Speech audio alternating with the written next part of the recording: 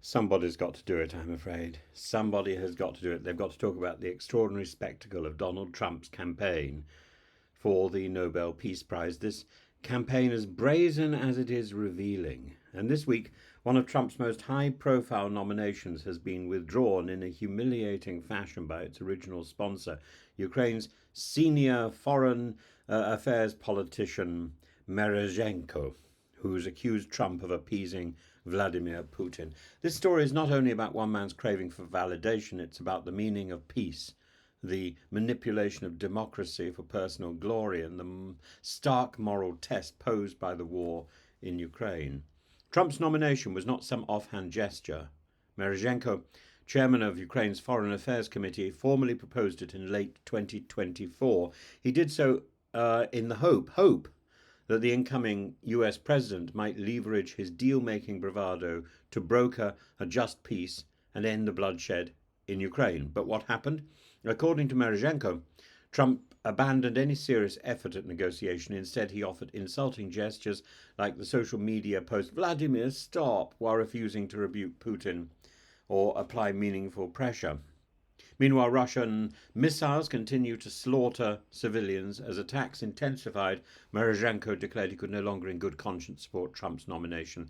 In his letter to the Nobel Committee, he wrote, "The appeasement of aggression encourages Putin to continue the attack. This is not simply a loss of faith, it's a public and a damning indictment." Trump claims he can end the Ukraine war on day one. He even admitted in March that this promise was a bit sarcastic. Yeah, his envoys have met with the Russians in St. Petersburg, but not to demand peace on Ukraine's terms. Ukraine's government says it's done everything Trump demanded, even offering a controversial mineral deal to secure American support. But Trump turned away. Merezhenko himself said, "My goal was to give a push in the direction of peace with the nomination." He's failed to deliver on his promises. In other words, the Nobel nomination was meant to change Trump's behaviour. Instead, Trump has used it as a vanity trophy, even as he ignored Ukraine's pleas. But Ukraine is only part of this drama. Trump insists he should win the Nobel Peace Prize for multiple other conflicts that he has resolved. He points to the Abraham Accords, undeniably significant, though largely a consolidation of pre-existing Gulf Israel ties with Iran.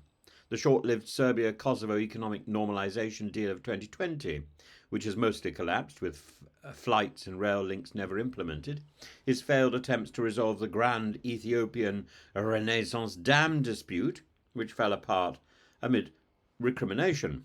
More recently, Trump has boasted about ending fighting between Israel and Iran by ordering massive US bombing raids on Iran's nuclear sites.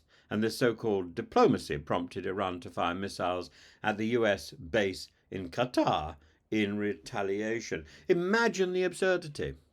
Being nominated for a Nobel Peace Prize for ordering strikes that risked a regional or possibly even a world war. Yet Trump claimed credit for the subsequent shaky ceasefire, with Republican allies like Buddy Carter and Darrell Issa writing fresh letters to the Nobel Committee praising his decisive leadership. What emerges is not a record of sustained peacemaking, but a self-curated myth. Trump has said, "I won't get a Nobel Peace Prize for stopping the war between India and Pakistan, for doing the Abraham Accords in the Middle East." But even India's foreign secretary publicly denied any US mediation during the Kashmir flare-up this year.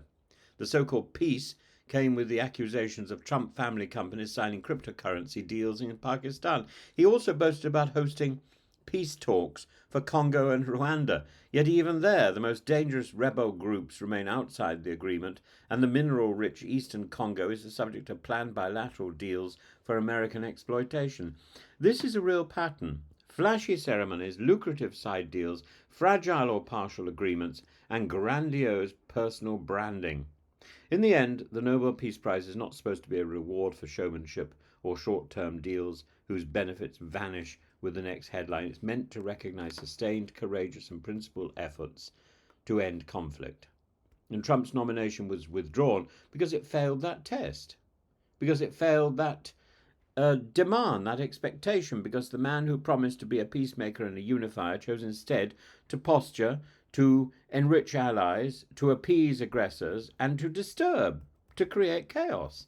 If there's any lesson here, it's that true peacemaking demands humility, consistency, moral clarity, rather than a comb-over and some sort of Punch and Judy type position bobbing up and down behind the resolute desk.